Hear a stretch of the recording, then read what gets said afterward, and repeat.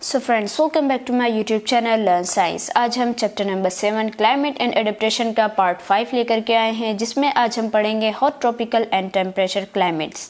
पिछले पार्ट में हमने adaptation in animals for different climates को कम्प्लीटली डिटेल में पढ़ लिया है, जिसमें हमने कुछ एनिमल्स के बारे में पढ़ा था कि वो हॉट एंड ड्राई क्लाइमेट्स में अपने आप को कैसे अडेप्ट कर पाते हैं।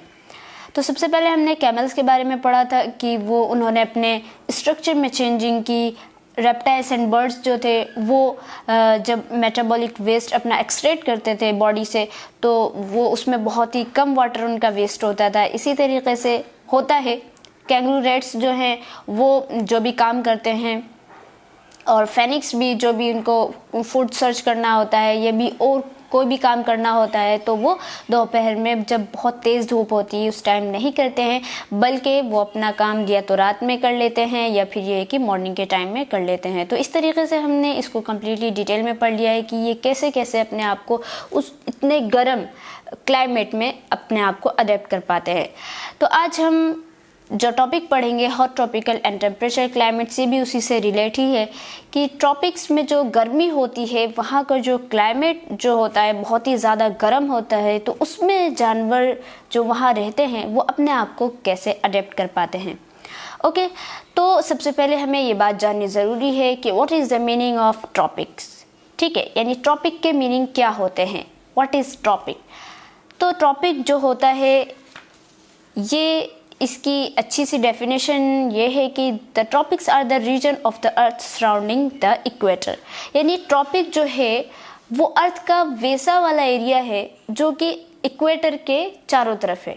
ओके, इक्वेटर हमने पिछले पार्ट में पढ़ा था, मैं आपको दिखा देती हूँ। पिछले पार्ट में पढ़ा था कि इक्वेटर किसे बोलते हैं। ये देखिए, ये अर्थ है। अर्थ को जो ये दो बराबर भागों में बांट रही है ना, ये लाइन,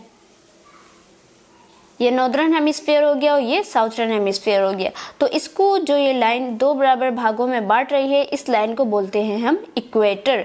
तो यही इक्वेटर के जो पास का एरिया है, इसी को ही हम ट्रॉपिक्स बोलते हैं, जहाँ पे कि सन की रेज डायरेक्टली पड़ती है। डायरेक्टली सन की रेज पड़ती है, तो आप सभी ये बात अच्छी तरीके से महसूस कर सकते हैं कि यहाँ पे कितनी ज़्यादा गर्मी होगी।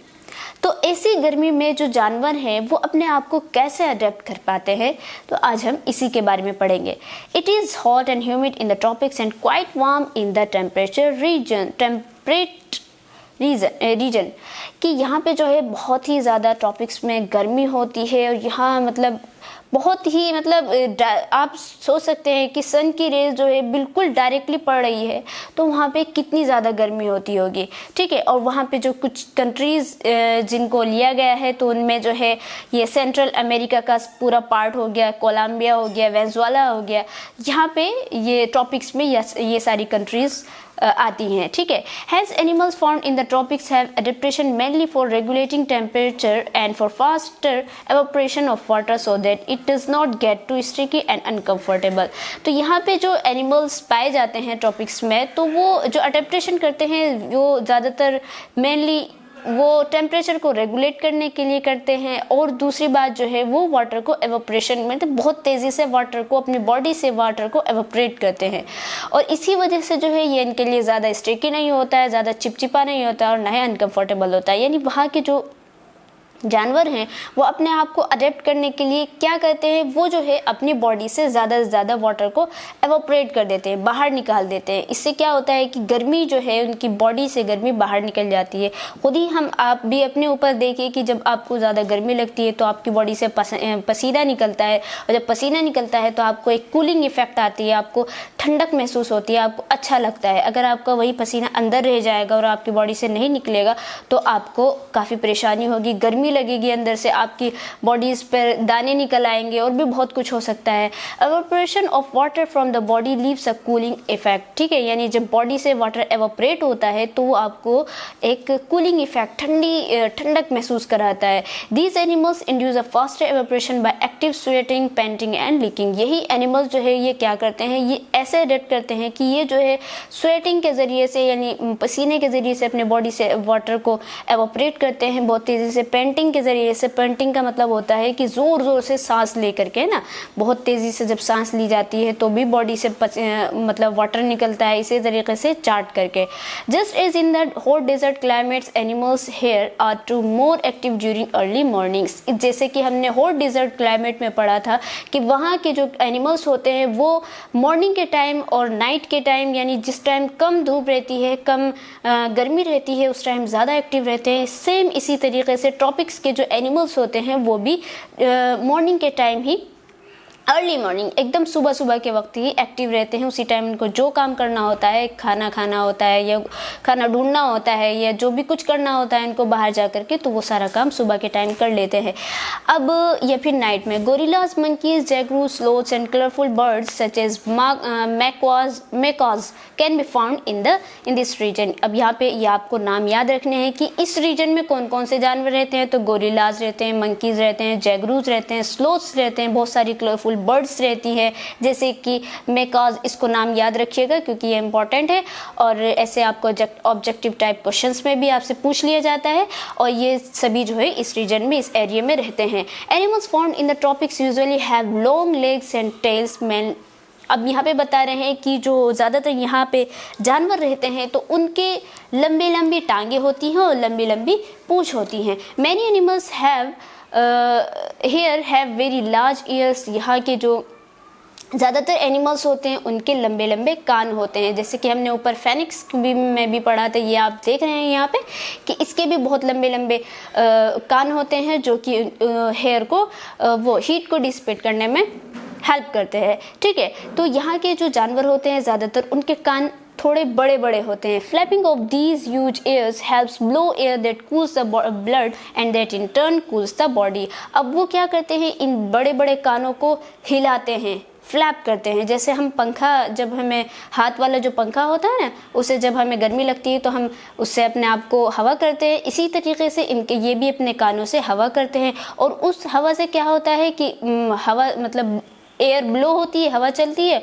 और उससे उनकी बॉडी, इनके जो ब्लड है वो ठंडा हो जाता है। और फिर जब ब्लड ठंडा हो जाएगा तो इससे उनकी बॉडी भी ठंडी हो जाती है। ठीक है, now you know why African elephants have such huge ears. और यही बता रहे हैं कि अब आप जान चुके होंगे कि क्यों अफ्रीकन एलिमेंट्स के जो कान होते हैं वो इतने बड़े बड़े होते हैं। These ears work like fans, यानी ये जो कान हैं उनके वो कैसा वर्क करते हैं, एज अ फैन यूज़ होते हैं। ठीक है, अब यहाँ पे इन्होंने देखिए एक, यहाँ पे मैं आपको थोड़ा इसको डिटेल में बता देती हूँ ताकि आपको बात समझ में आ जाए कि कैसे वो उनके ब्लड को ठंडा करते हैं। तो हम सभी जानते हैं कि जो हमारी बॉडी में जो हीट जो ट्रांसफ़र होती है, यानी एक जगह से जो दूसरी जगह हीट जाती है तो वो किसके थ्रू जाती है, तो वो ब्लड के थ्रू जाती है। ठीक है, तो इसी प्रकार जब हाथी कोई काम करता है, जब हाथी जो हैं जब वो कोई काम करते हैं, जैसे वो मतलब वो दौड़ते हैं, भागते हैं, या फिर ये कि अपनी बॉडी को उन्होंने ज़्यादा इधर उधर चलाया, कोई काम किया उन्होंने, तो उससे क्या होता है कि उनकी बॉडी के अंदर ज़्यादा हीट आ जाती है। ठीक है, यानी जब हम भी जब ज़्यादा दौड़ते हैं, भागते हैं तो हमारी बॉडी गर्म हो जाती है, हमें गर्मी महसूस होती है। तो जब हाथी ये सारे काम करते हैं तो उनकी बॉडी में बहुत ज़्यादा गर्मी आ जाती है।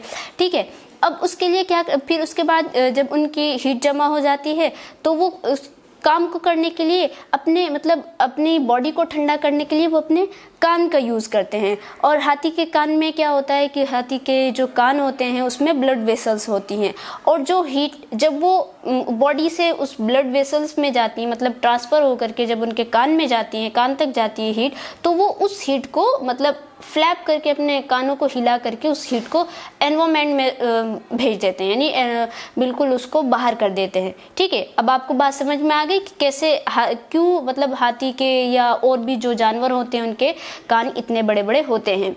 Leaf insects and stick insect are shaped on colour to match their surroundings, this makes them harder to spot. अब यहाँ तो इन्होंने बड़े बड़े जानवरों को बता दिया, मंकीज़, गोरिल्लाज कितने बड़े बड़े होते हैं, आपने देखा ही होगा मूवीज़ में, है ना। अब जो छोटे छोटे इंसेक्ट होते हैं जो पेड़ों पे रहते हैं तो वो अपने आप को कैसे अडेप्ट कर पाते हैं। ठीक है। तो वो क्या करते हैं कि उनका जो कलर होता है, जो उनकी शेप होती है, वो उनके जो सराउंडिंग है, उनके आसपास का जो एरिया होता है उससे मैच करता है। जैसे कि अगर एक कीड़ा है, वो एक पत्ती पे बैठा हुआ है, लीफ पे बैठा हुआ है, तो लीफ का कलर और उस कीड़े का कलर, ठीक है, उस इंसेक्ट का कलर जो है वो सेम होगा। और इसी तरीके से अगर वो स्टेम पे बैठा हुआ है तो उसका भी स्टेम का कलर और उसका भी कीड़े का जो इंसेक्ट का कलर होगा वो एकदम सेम होगा। इससे क्या होगा, इससे आसानी उन कीड़ों के लिए ये आसानी होगी कि उनको जो है, जो बर्ड्स उनको खाती हैं या जो दूसरे जानवर उनको खाते हैं, वो उनको आसानी से नहीं देख पाएंगे, उनको दिखेगा ही नहीं, क्योंकि वो सेम कलर के। अगर वो अलग कलर के होते तो वो उनको फ़ौरन से देख लेते, दूरी से देख लेते। अगर वो सेम कलर के होंगे तो उनको बर्ड्स या और भी जो भी चीज़ें उनको खाती हैं तो वो उनको नहीं देख पाएंगे, और इस तरीके से वो अपने आप को उस एनवायरनमेंट में अडेप्ट कर पाते हैं। ठीक है, ये बात समझ में आ गई आपको। As there are many types of animals in this region the competition for food is intense. अब जाहिर सी बात है, एक रीजन में, एक एरिया में बहुत सारे जानवर रहते हैं, ठीक है। अब उनके दरमियान जो है खाने के लिए तो बहुत ज़्यादा उनके दरमियान कंपटीशन होगा, है ना। ज़्यादा हम सभी जानते हैं कि जब ओवर पॉपुलेशन होती है, ओवर पॉपुलेशन के बारे में कहा जाता है कि पॉपुलेशन को कंट्रोल करो। क्यों कंट्रोल करो, उसका एक रीज़न ये भी है कि जब ज़्यादा ओवर पॉपुलेशन होगी तो फूड के लिए, खाने के लिए उतनी ज़्यादा मारामारी होगी। क्योंकि हर इंसान को पेट भर भोजन चाहिए, जब उसको भोजन नहीं मिलेगा तो लड़ाई झगड़े होंगे, और भी बहुत सारे, मतलब उसके आगे बहुत सारे और भी कुछ हो सकता है। तो इसी वजह से इसी तरीके से इस जानवरों में भी यही होता है कि जब ज़्यादा जानवर होते हैं तो उनके लिए भी फूड में कंपटीशन होता है। Many animals have adapted by learning to eat food rarely eaten by others thus reducing competition. तो बहुत सारे जानवर क्या करते हैं, अब उनको खाना तो खाना है ही, अब वो क्या करते हैं, जो बड़े बड़े जानवर हो, जिन्होंने बड़े बड़े जानवर खाए हुए होते हैं, ठीक है, जैसे शेर, चीता हो गया, या और भी जो बड़े जानवर होते हैं जो वो खाना खाते हैं, जो वो किसी और जानवर को खाते हैं, तो उनका जो बचा खुचा होता है बहुत सारे जानवर उसको भी खा लेते हैं। इस तरीके से कंपटीशन जो है थोड़ा कम हो जाता है, ठीक है। Several animals such as monkeys live on trees. This keeps them safe from the predators that live on the ground. बहुत सारे जानवर जैसे कि मंकीज जो हो गए वो पेड़ों पे रहते हैं। इस तरह पेड़ों पे रहने से क्या होता है कि जो उनके शिकारी होते हैं, मतलब जो ग्राउंड ज़मीन पे जो शिकारी होते हैं जो उनको खा सकते हैं, तो वो उनको नहीं देख पाते तो हैं, बट वहाँ तक नहीं पहुँच पाते हैं। तो इस तरीके से वो अपने आप को अडेप्ट कर लेते हैं। देखिए, जितनी भी मैं आपको बात बता रही हूँ ना कि ये जानवर ऐसे रहते हैं, ये जानवर ये करते हैं, ये सारी बातें हैं अडेप्टेशन की। अगर वो ये सारी हरकतें या ये सारी एक्टिविटीज़ वो नहीं करेंगे जानवर, या उनके अंदर ये सारी एक्टिविटीज़ नहीं होंगी, तो वो अपने आप को उस रीजन में मतलब वो नहीं रह पाएंगे वहाँ पे, अगर उन्होंने ऐसा नहीं किया। अब चलिए आगे चलते हैं।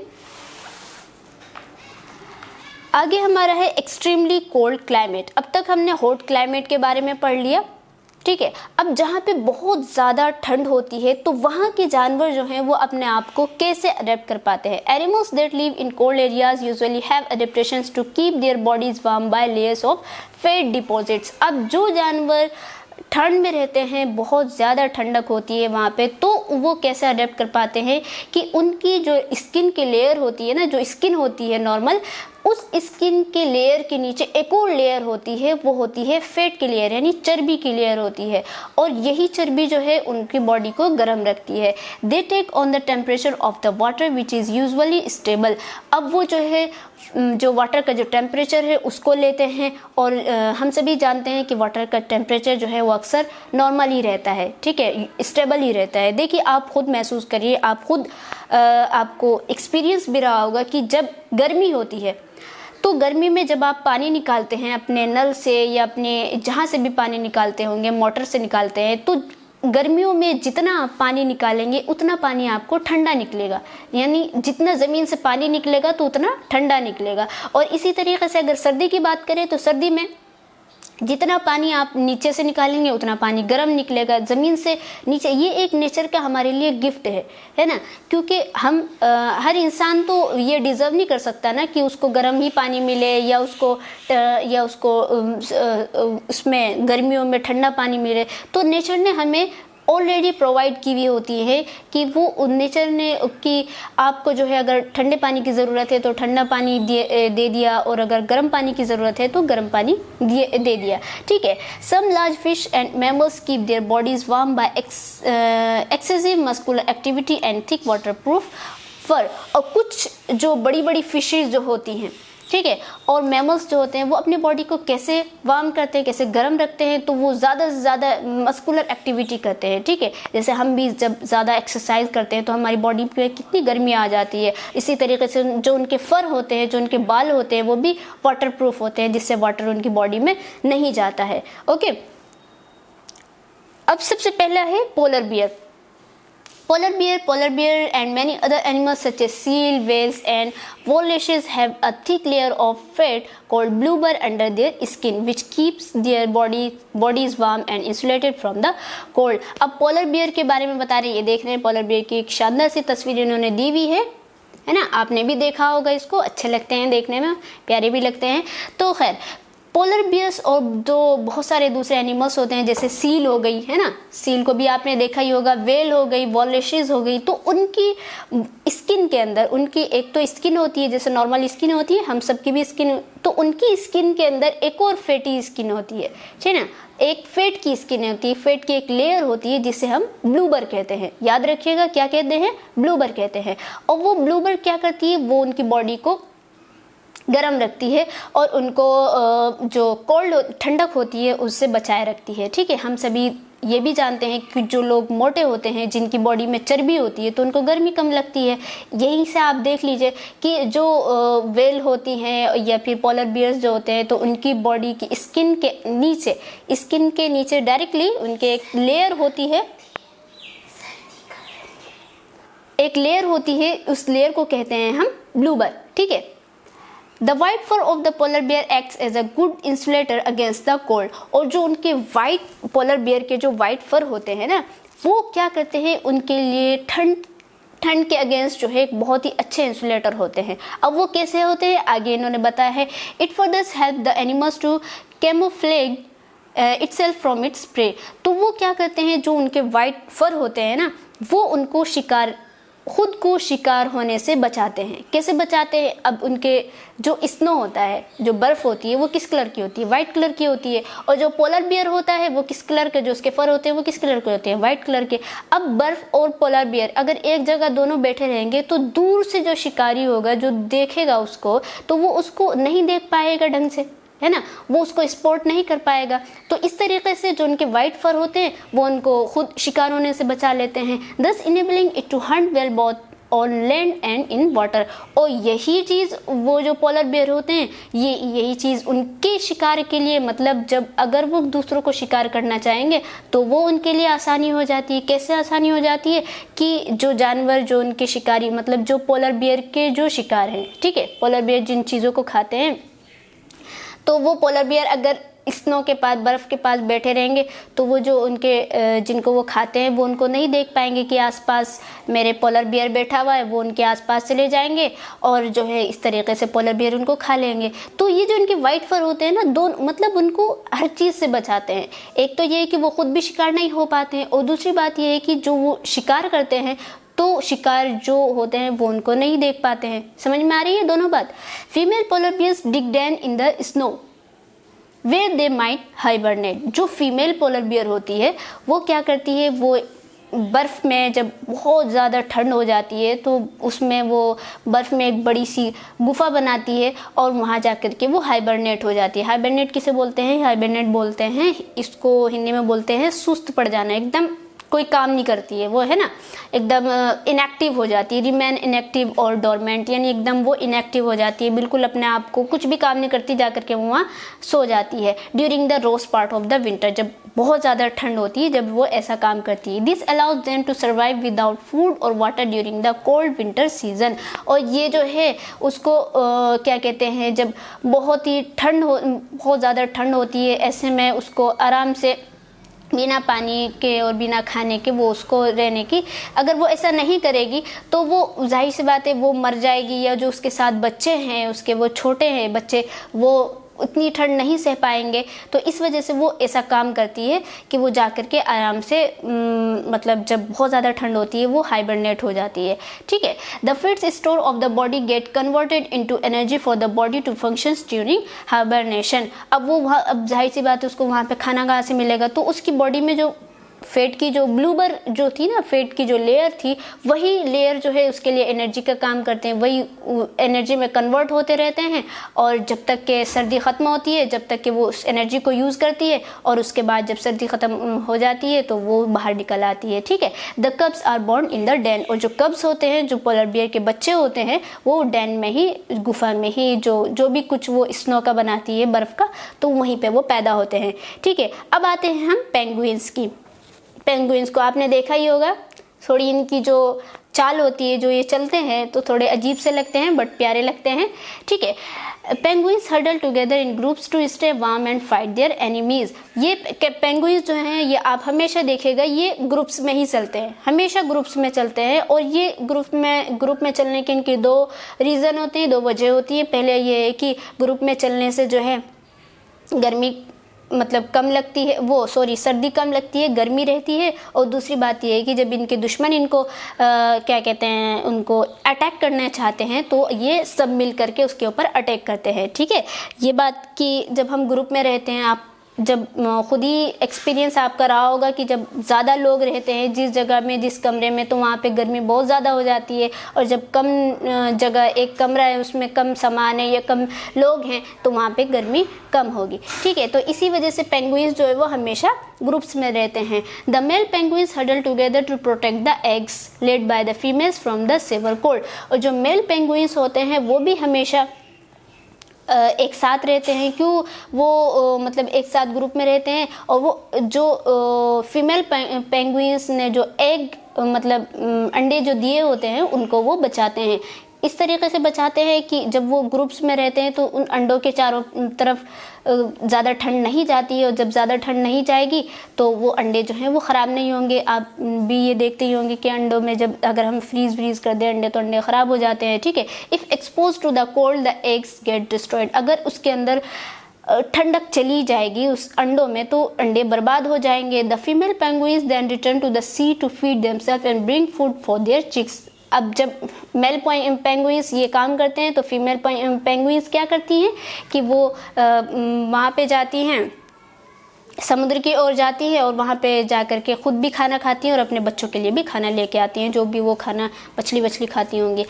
The Arctic fox, Canadian lynx and Arctic hare are usually much larger than the members of the same species living in warmer climates. अब जो आर्कटिक फोक्स होती है, इसी तरीके से कैनेडियन लिंक्स और आर्कटिक हेयर्स जो होते हैं, ये अपने उन स्पेशीज़ के कंपैरिजन में जो कि हॉट क्लाइमेट में रहते हैं, ये यहाँ थोड़े से बड़े होते हैं। समझे आप? यानी जो हॉट रीजन में रहते हैं, जो हॉट क्लाइमेट में जो आर्कटिक फोक्स या कैनेडियन लिंक्स और आर्कटिक हेयर्स जो रहती हैं, तो उनके कंपैरिजन में जो कोल्ड क्लाइमेट में ये तीनों जो हैं ये थोड़े से बड़े होते हैं। ठीक है, इनका साइज़ थोड़ा बड़ा होता है। दे हैव लार्ज फरी पाज एंड फरी एयर्स। जो इनके बड़े बड़े फर वाले इनके जो पैर होते हैं वो काफ़ी फरी होते हैं, यानी फर वाले होते हैं, बालों वाले होते हैं, और इनके कानों के पास भी बहुत ज़्यादा बाल होते हैं। The furry paws act as snow shoes and help them to move in the snow easily. जो इनके बालों वाली जो पैर होते हैं ना, फरी पास जो होते हैं, तो वो as a snow shoes use करते हैं ये लोग, ये जानवर। और क्या कहते हैं, ये जो है इनको आराम से बर्फ़ में चलने में इनको हेल्प करते हैं, आराम से वो चल पाते हैं। The furry ears help to keep the cold out. जो उनके बाल होते हैं कानों के पास, तो ये भी इनको सर्दी को बाहर करने में, सर्दी से बचाते हैं। ठीक है, Arctic birds such as the ptarmigans have feathers up to the feet to keep their bodies warm. और ये जो आर्कटिक बर्ड होती है, इनके भी पैरों के पास बहुत ज़्यादा बाल होते हैं, और ये बाल जो होते हैं वो बॉडी को इनकी वार्म रखते हैं। अक्सर देखिए जो कोल्ड क्लाइमेट में जितने भी जानवर हैं ना, उनको ऑलरेडी नेचर ने जो है एक बालों वाला एक ब्लैंकेट उन्होंने नेचर ने प्रोवाइड किया हुआ होता है कि वो ब्लैंकेट जो है उनको मतलब सर्दी से उनको बचाए। ठीक है, These ptarmigans stay in the Arctic all years, whereas some birds such as snow geese and Arctic terns migrate to warmer region during the winter and return only after the summer begins to settle in. ये जो ptarmigans होती है ना, इनको हम उर्दू में या हिंदी में भी बोलते हैं तीतर, ठीक है। आपने नाम सुना होगा, अगर नहीं सुना है तो गूगल पर सर्च कर लीजिएगा, आपको याद भी हो जाएगा। तो ये जो है ये हमेशा आर्कटिक में रहते हैं। आर्कटिक ओशन आपने सुना ही होगा, वो कितना ज़्यादा ठंड है वहाँ पे, तो हमेशा ठंडी रहती है। तो ये जो है पूरे साल वहीं रहती हैं, जबकि बहुत सारे बर्ड जैसे स्नो गीज हो गई और आर्कटिक टर्न्स जो होती हैं वो वहाँ से माइग्रेट कर जाती हैं, है ना।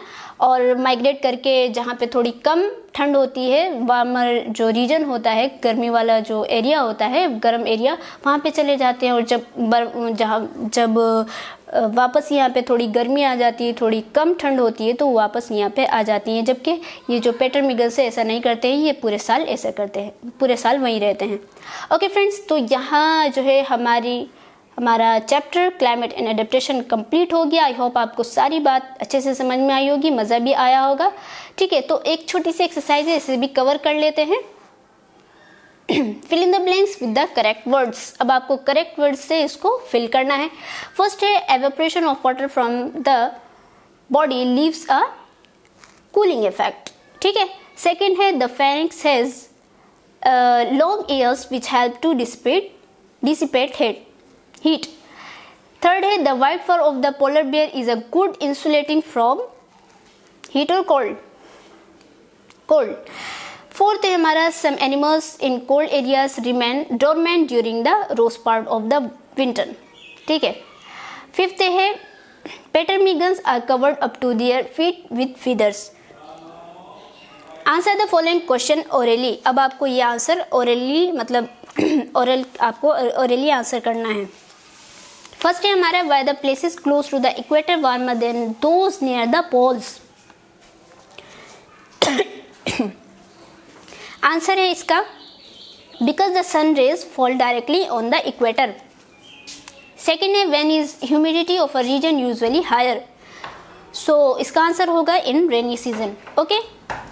थर्ड है हमारा why do birds and reptiles get rid of their metabolic waste in the form of a white insoluble compound, तो इसका आंसर होगा because wasting very little water in this process. Fourth है what is the advantage of huge ears in animals found in the tropics, तो इसका answer हम कर लेंगे it works like fan. ये अगर आप थोड़ा और बड़ा करना चाहें तो भी बड़ा कर लीजिएगा।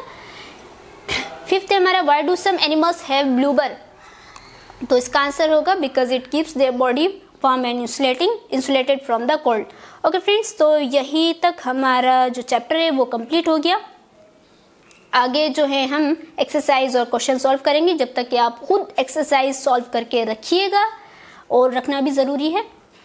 देखें तो आपको कितना आता है, और देखिए अगर आपने ऐसा नहीं किया तो मेरा तो कुछ नहीं जाएगा, आप ही अपने साथ चीटिंग करेंगे। तो खैर, मिलते हैं अगली वीडियो में। अगर आप हमारे चैनल पर न्यू हैं तो हमारे चैनल को सब्सक्राइब कीजिए, वीडियो लाइक कीजिए अगर आपको पसंद आती हो, और अपने उन दोस्तों के साथ जो 7th क्लास में ज़रूर शेयर कीजिए। तो मिलते हैं अगली वीडियो में, तब तक के लिए अस्सलाम वालेकुम।